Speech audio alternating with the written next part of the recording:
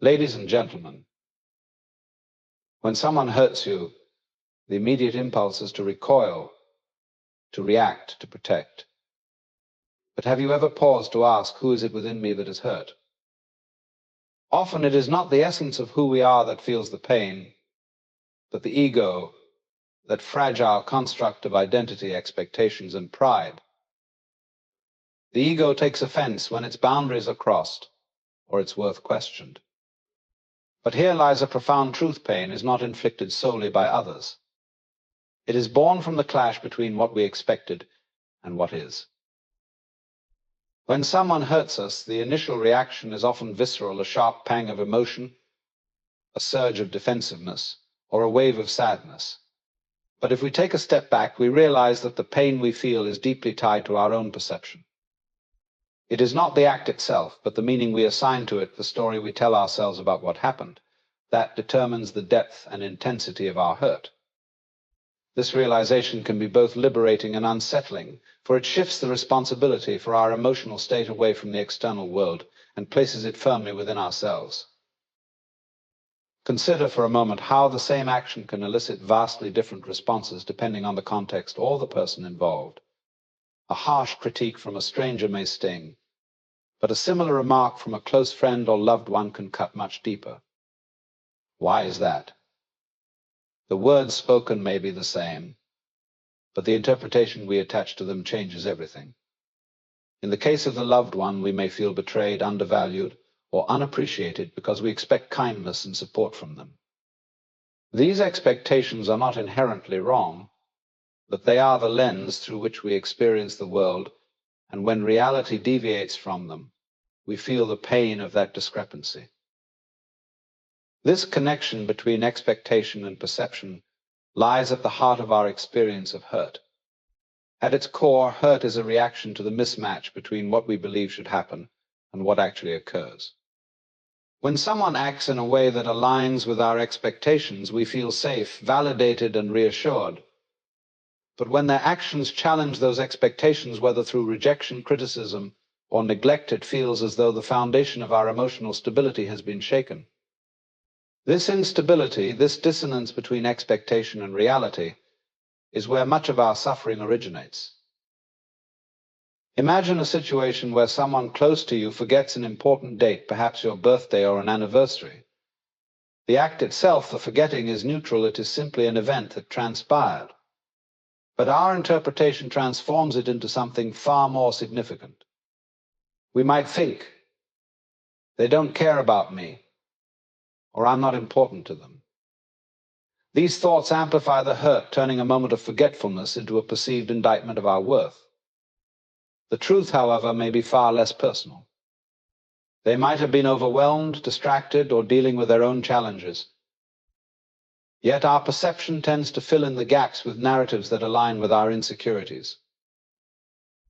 This tendency to personalize the actions of others is deeply ingrained.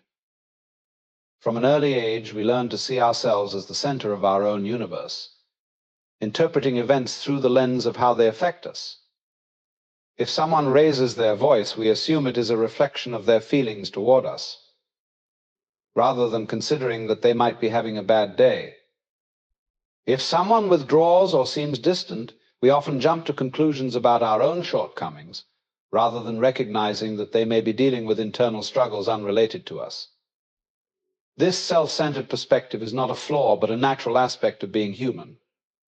However, it also blinds us to the broader context of others' behavior and intensifies our experience of hurt. To understand the role of perception in hurt, it is helpful to reflect on how our own state of mind influences our reactions. When we feel confident, grounded, and at peace, the slights and criticisms of others seem to bounce off us with little effect. But when we are already feeling vulnerable or insecure, the same words or actions can strike us like arrows, piercing deeply. This is because our perception is colored by our internal state. Hurt, then, is not just about what happens to us, but about how we are positioned internally to receive it. This interplay between perception and hurt becomes even clearer when we observe how our relationships shape our interpretations. The closer we are to someone, the more weight their actions carry in our emotional world. A casual remark from a friend might be forgotten in moments, but the same remark from a parent or partner can linger for days, replaying in our minds as we try to make sense of it. This is because we have invested more of ourselves in those relationships. Our sense of self-worth is more intertwined with how those individuals see us. When their actions don't align with our expectations, the resulting hurt feels not only like a reflection of their behavior, but also of our value in their eyes. Yet perception is not static, it evolves with awareness and understanding.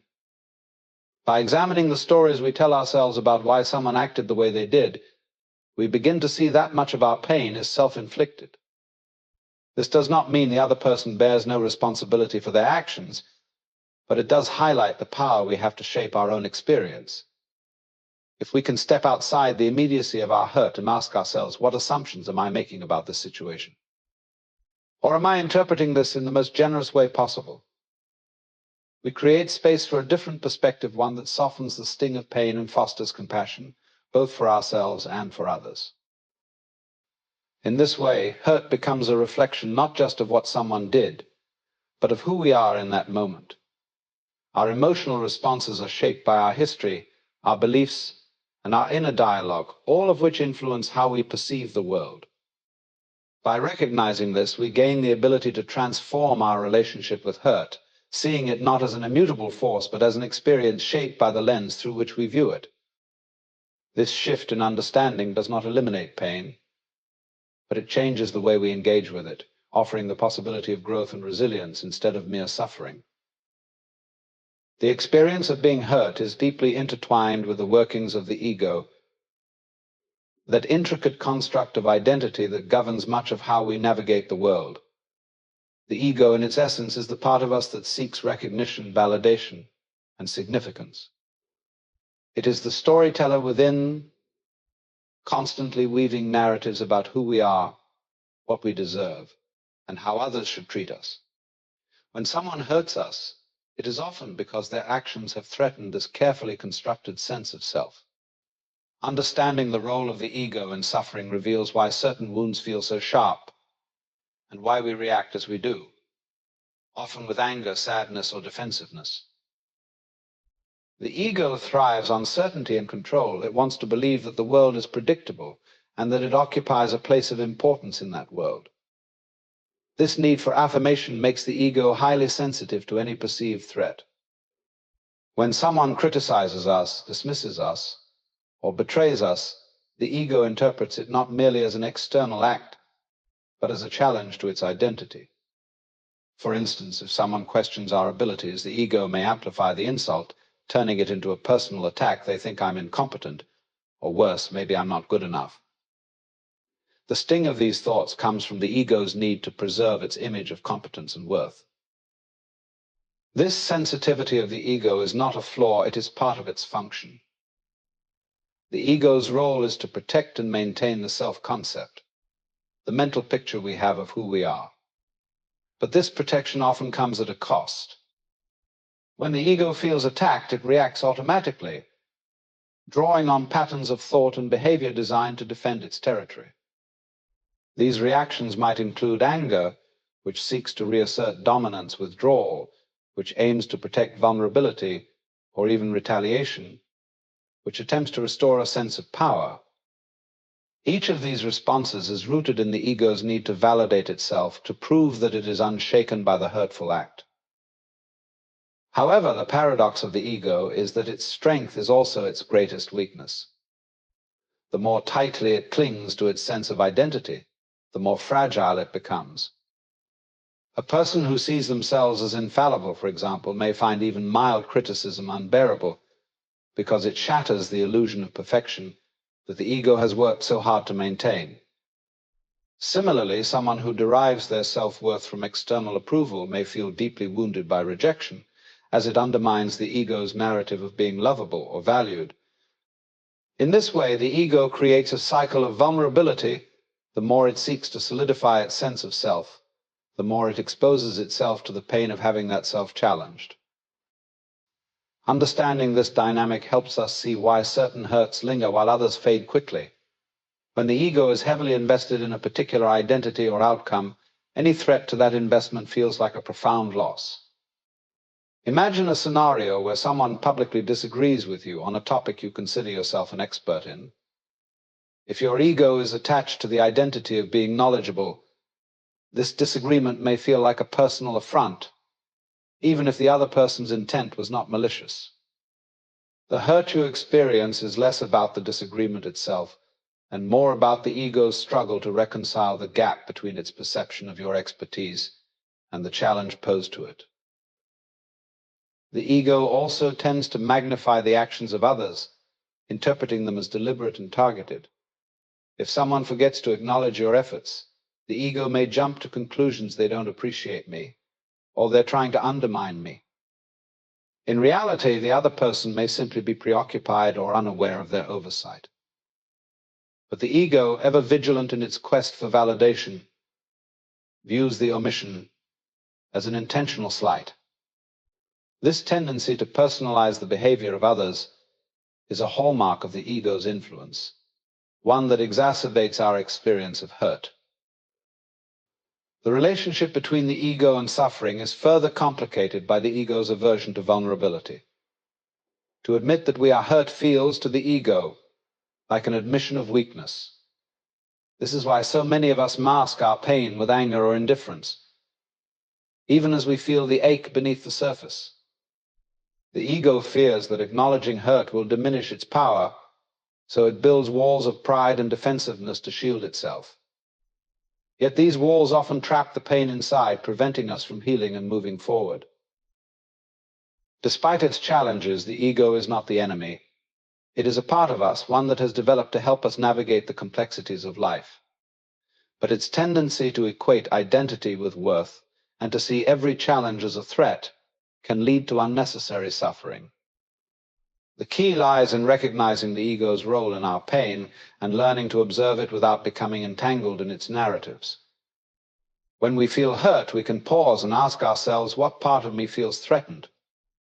Often the answer reveals the ego's hand in the experience. This awareness allows us to step back from the immediacy of our reactions and see the situation more clearly. Instead of rushing to defend or retaliate, we can take a moment to explore the deeper fears and insecurities that the hurt has exposed. This shift in perspective doesn't eliminate the pain, but it changes our relationship to it.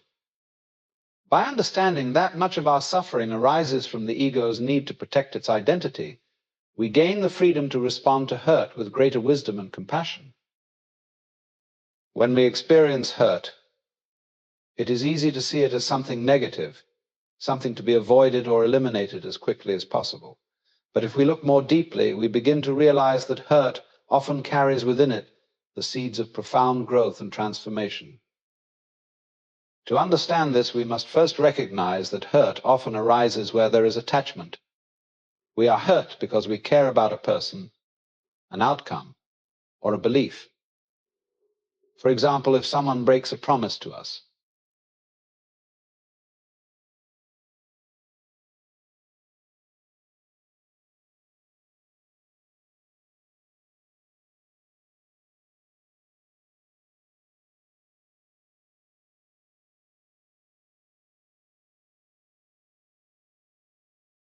the pain comes not just from the broken commitment, but from what that commitment represented.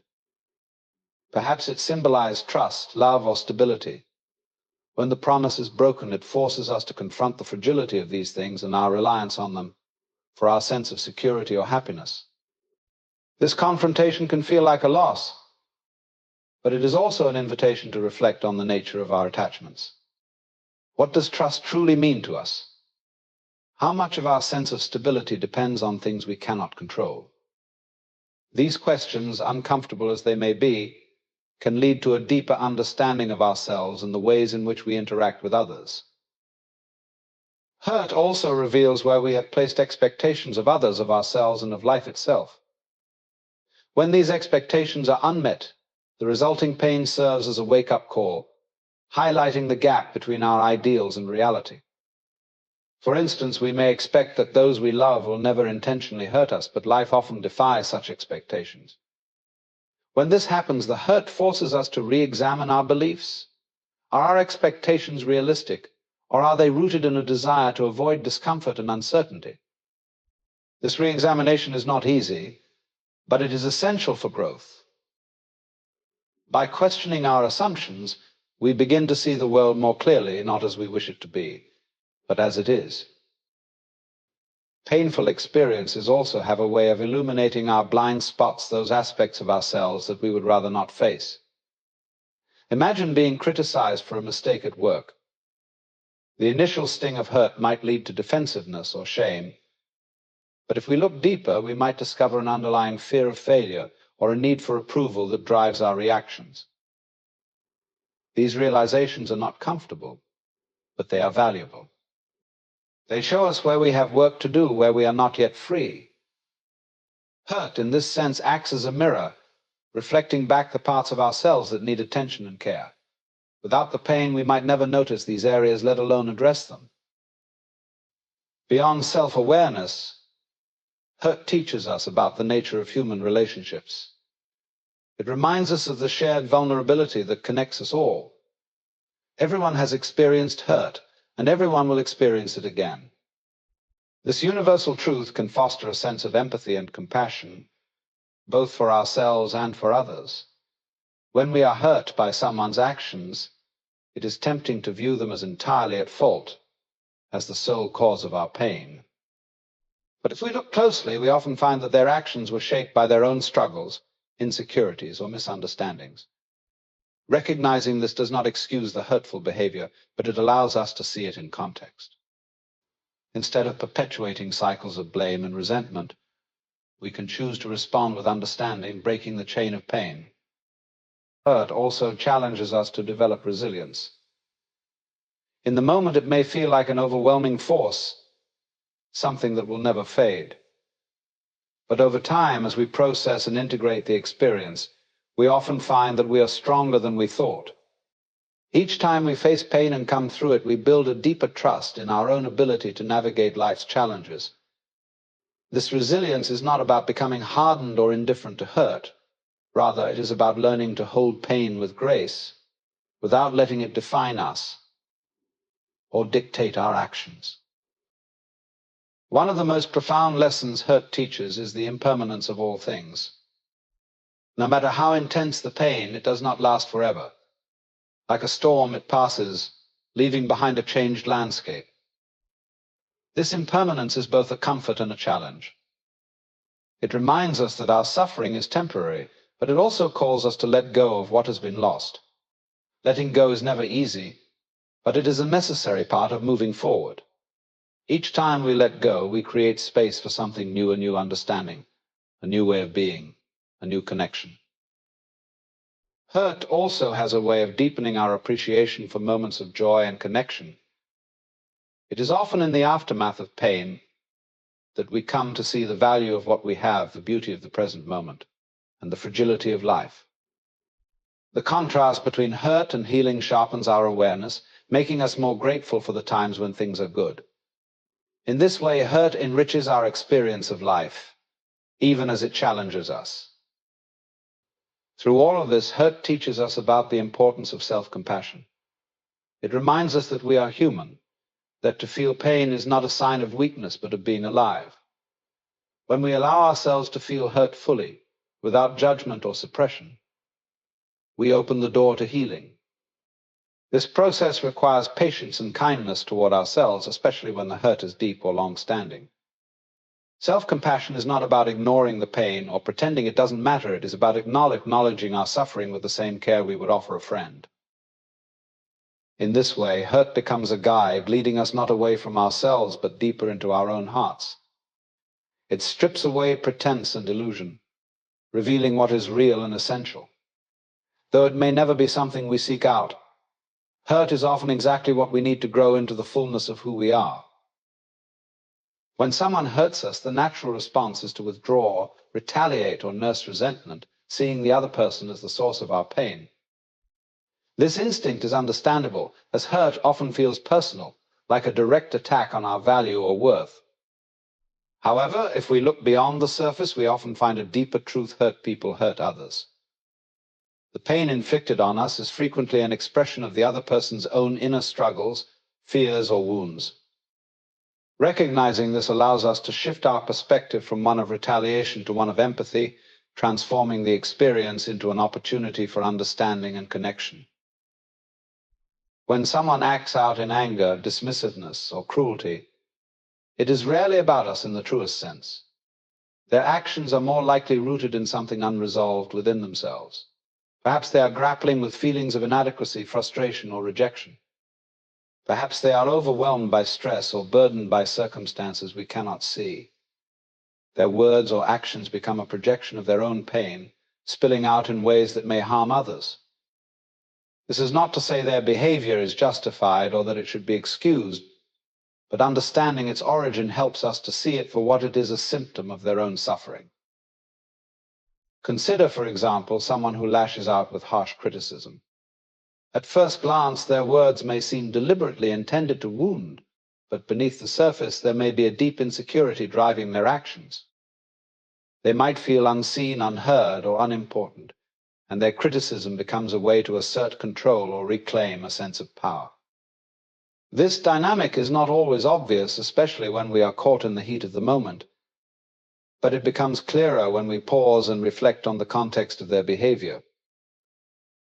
Understanding this truth requires a willingness to step outside of our own pain and see the other person as a complex, fallible human being. This is not easy. When we are hurt, the natural tendency is to focus on our own feelings, replaying the offending words or actions in our minds and fortifying our sense of being wronged. But if we can momentarily set aside our own narrative and consider the other person's perspective, we often find that their behavior is less about us and more about their internal struggles. Empathy in this context is not about condoning harmful behavior or ignoring our own feelings. It is about recognizing that pain often begets pain. The person who hurt us may not even fully understand their own motivations. They may be acting out patterns learned long ago, driven by fears or wounds they have never confronted. By seeing this, we can begin to soften the sharp edges of our hurt, not because the pain disappears, but because we understand its origins more clearly. This shift in perspective also challenges the cycle of pain that perpetuates itself when hurt is met with retaliation. When we respond to hurt with anger or vengeance, we often amplify the very suffering we are trying to escape. The other person, now on the receiving end of our reaction, may feel justified in their original actions or provoked to escalate the conflict further. In this way, the pain spreads, creating a ripple effect that touches not only the two people involved, but potentially others as well. By choosing empathy over retaliation, we interrupt this cycle, creating space for healing and understanding. Choosing empathy does not mean suppressing our own emotions or denying the reality of what happened. It is possible to hold space for our pain while also acknowledging the other person's humanity. This balance requires a certain level of emotional maturity, as well as the courage to confront our own instincts for self-protection. Empathy asks us to see beyond the immediate hurt and to consider the broader picture, recognizing that the person who hurt us may be struggling in ways we cannot fully comprehend. This perspective does not absolve the other person of accountability. Empathy is not about letting someone off the hook, it is about understanding the deeper forces at play. Accountability and empathy can coexist. We can hold someone responsible for their actions while also recognizing that those actions were shaped by their own experiences and challenges. In fact, empathy often makes accountability more meaningful as it creates the conditions for genuine dialogue and reconciliation. In cultivating empathy, we also open the door to compassion. Compassion goes beyond understanding. It is the active desire to alleviate suffering, even when that suffering is not our own. When we see the pain behind someone's hurtful behavior, we may feel moved to respond with kindness or patience rather than anger or rejection. This does not mean we become doormats or tolerate abuse. Compassion is not about sacrificing our own well-being. Instead, it is about choosing to respond from a place of strength and care rather than fear or resentment. Empathy and compassion are not only gifts we give to others, but also gifts we give to ourselves. When we choose to see the humanity in those who hurt us, we free ourselves from the burden of hatred and bitterness. These emotions, while understandable, often weigh heavily on our hearts, keeping us tethered to the very pain we seek to escape. By letting go of these burdens, we create space for healing, not just in our relationships, but within ourselves. In practice, developing empathy requires patience and effort. It is not something that happens automatically, especially when the hurt is deep or fresh. It may involve reflecting on the other person's life and considering what might have led them to act as they did. It may involve conversations that seek to understand rather than to blame. Through empathy, we begin to see that hurt, while painful, is also a shared experience, one that connects us to the universal human condition. We all carry wounds, and we all, at times, act from those wounds in ways that harm others. By recognizing this, we cultivate a sense of shared humanity, one that allows us to respond to pain with wisdom and compassion, instead of anger and fear. Forgiveness is a concept often discussed but rarely understood in its full depth and nuance. When someone hurts us, forgiveness can feel like an insurmountable task, as if we are being asked to condone or forget their actions. However, forgiveness is neither about condoning nor forgetting. It is about freeing ourselves from the heavy burden of resentment and anger that binds us to the pain of the past. The first step in forgiveness is acknowledging the pain. To forgive is not to deny that we were hurt or to diminish the impact of the offense. On the contrary, forgiveness begins with a full and honest recognition of what happened and how it made us feel. This step is often the most difficult because it requires vulnerability. It is easier to mask our hurt with anger or indifference than to sit with the rawness of our pain. But forgiveness cannot occur without this initial acknowledgement. We cannot release what we refuse to face. Acknowledging the pain also means understanding its source. While the immediate cause of our hurt may be someone else's words or actions, the intensity of our emotional response is often tied to deeper layers of meaning. Perhaps the hurt touched on a long-standing insecurity or reminded us of a past wound that has not yet healed. By exploring these underlying dynamics, we gain insight into why the pain feels so acute and what it reveals about our inner world. This self-awareness is an essential part of the forgiveness process, as it shifts the focus from what was done to us to how we can heal and grow from the experience. Forgiveness also requires a shift in perspective, one that challenges the narratives we often create about the person who hurt us. When we are in pain, it is tempting to see the other person as wholly at fault, as if their actions define them entirely. But people are not their worst moments. They are complex beings shaped by their own experiences, struggles, and imperfections. This does not excuse their behavior, but it helps us to see it in context. By recognizing the humanity of the person who hurt us, we begin to dismantle the black and white thinking that fuels resentment and prevents forgiveness. This shift in perspective also involves letting go of the need for validation or vindication. When we are hurt, we often hold on to the hope that the other person will fully understand the depth of our pain, apologize sincerely, or make amends in a way that feels meaningful to us. While these things can facilitate forgiveness, they are not always within our control. People may never apologize, or their apologies may fall short of our expectations. Waiting for them to act in a certain way keeps us trapped, tying our healing to their choices. Forgiveness, on the other hand, is something we can choose for ourselves, independent of the other person's actions. It is an internal process, not a transaction. Letting go of resentment does not mean we have to maintain a relationship with the person who hurt us. Forgiveness is not the same as reconciliation. While reconciliation requires mutual effort and trust, forgiveness is a personal act, one that can occur even in the absence of contact or closure. We can forgive someone while still setting boundaries to protect ourselves from further harm. In fact, boundaries are often an integral part of the forgiveness process, as they demonstrate a commitment to our own well-being and growth. Forgiveness is also a practice, not a single event. It is rarely as simple as deciding to let go of resentment and moving on. The pain may resurface at unexpected moments, reigniting feelings of anger or betrayal. When this happens, it does not mean we have failed to forgive, it simply means the process is ongoing.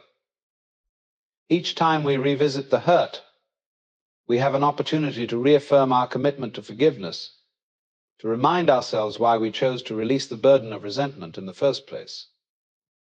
Over time, these moments of reaffirmation become less frequent, and the weight of the pain diminishes. One of the most profound aspects of forgiveness is its ability to transform pain into wisdom. When we forgive, we are not erasing the hurt, but integrating it into the broader tapestry of our lives. The experience becomes a source of strength and understanding, a reminder of our resilience and capacity for growth. Forgiveness allows us to carry the lessons of the hurt without being defined by it.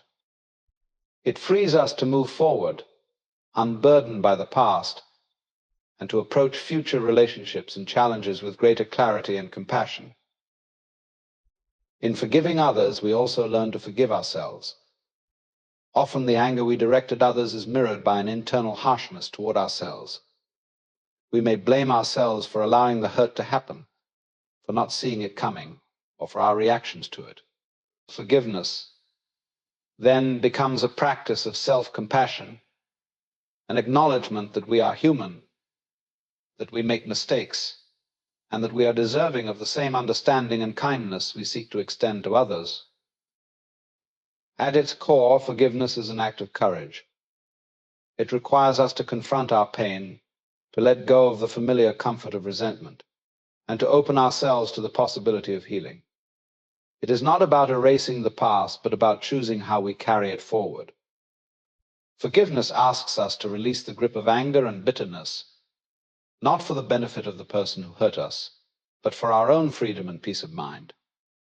It is a reclaiming of our power, a refusal to let the actions of another dictate our emotional landscape. Pain, while deeply uncomfortable, often serves as a profound guide to self-discovery. When someone hurts us, it reveals the fragile, tender places within us, areas we might not have known needed attention. These moments of vulnerability, though difficult, are opportunities to better understand ourselves, to explore the layers of our identity, and to uncover the fears, desires, and patterns that shape our lives. Pain acts as a mirror, reflecting aspects of our inner world that might otherwise remain hidden beneath the surface of our daily routines and defenses. When someone's actions cause us pain, our immediate response is often to focus outward, to analyze their behavior, their intentions, or their faults. But if we pause and look inward, we begin to see how their actions resonate with certain beliefs, expectations, or wounds we carry. Perhaps their words cut deeply because they echoed something we fear to be true about ourselves.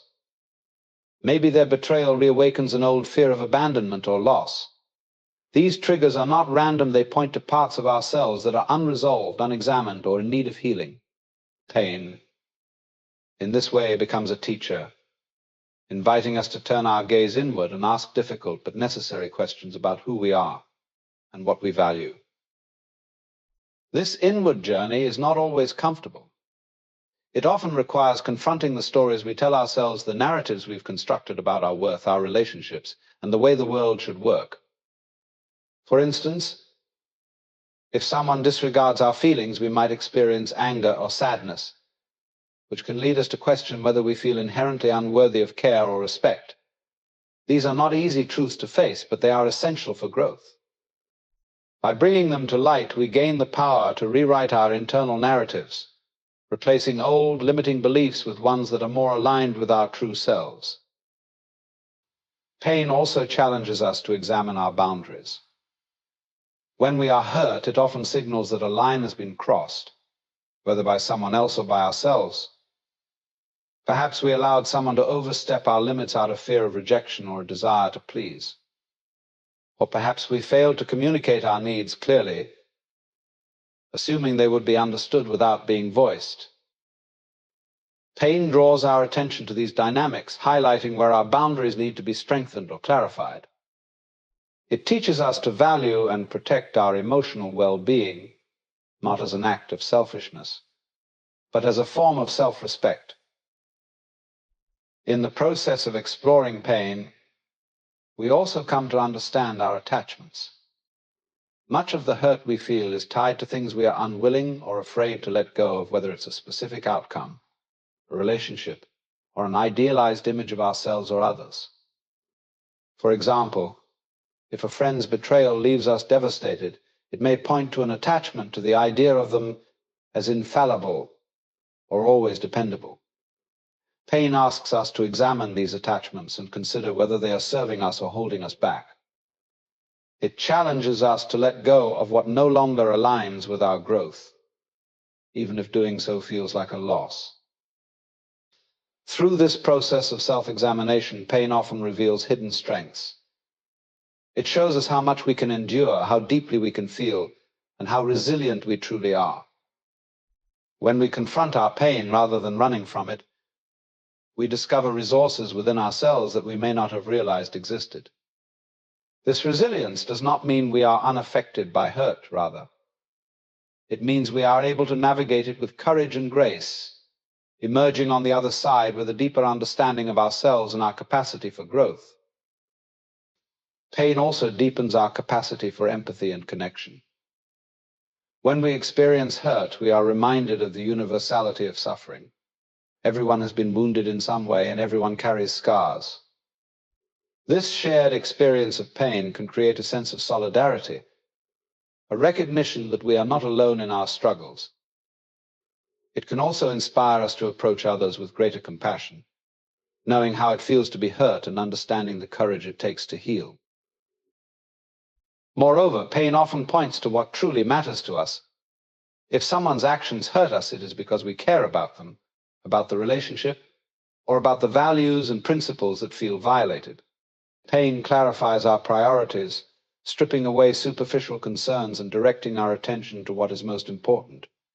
In this way, it acts as a compass, guiding us toward a more authentic and meaningful life. The process of learning from pain requires patience and self-compassion. It is not about judging ourselves for being hurt or expecting immediate transformation. Growth takes time, and healing is rarely linear. There will be moments of progress and moments of setback, but each step brings us closer to a deeper understanding of ourselves and our place in the world. By approaching pain with curiosity rather than resistance, we open ourselves to its lessons, allowing it to shape us in ways that ultimately make us stronger and more whole. Pain also teaches us about the nature of impermanence. No matter how intense or enduring it may seem in the moment, it is not permanent. Like all experiences, it changes and evolves over time, and as it does, it leaves behind new insights and opportunities. Recognizing this impermanence allows us to sit with our pain without becoming overwhelmed by it, trusting that it too will pass. In exploring the depths of pain, we also find a deeper connection to our own humanity. We are reminded of our vulnerability, our capacity for love and loss, and the ways in which our experiences shape who we are. Pain humbles us, but it also enriches us, expanding our understanding of ourselves and the world around us. By embracing the lessons pain has to offer, we turn what might seem like an obstacle into a powerful catalyst for growth and transformation. In the journey of life, pain and hurt are inevitable, yet they are not without purpose. They hold within them the seeds of transformation, calling us to expand beyond the immediate sting of suffering and delve into the depths of our humanity. When someone hurts us, it is an invitation to explore the complexity of our emotions, the narratives we cling to, and the tender places within ourselves that seek healing. It challenges us to rise above the reactive cycles of blame and anger, cultivating empathy not just for others, but also for ourselves. Forgiveness, as an act of self-liberation, allows us to shed the heavy burden of resentment and reclaim our inner peace. And through the reflective lens of pain, we gain insight into our vulnerabilities, attachments, and priorities, discovering hidden strengths and newfound clarity along the way. Hurt, then, is not merely something to endure. It is a teacher, a mirror, and a guide to deeper self-awareness and connection. By choosing to face hurt with courage, compassion, and understanding, we transcend the limitations of pain, transforming it into a force for growth. This journey is neither simple nor swift, but it leads us to a place of greater wisdom, resilience, and peace, empowering us to move forward with an open heart and a clearer vision of who we are meant to be.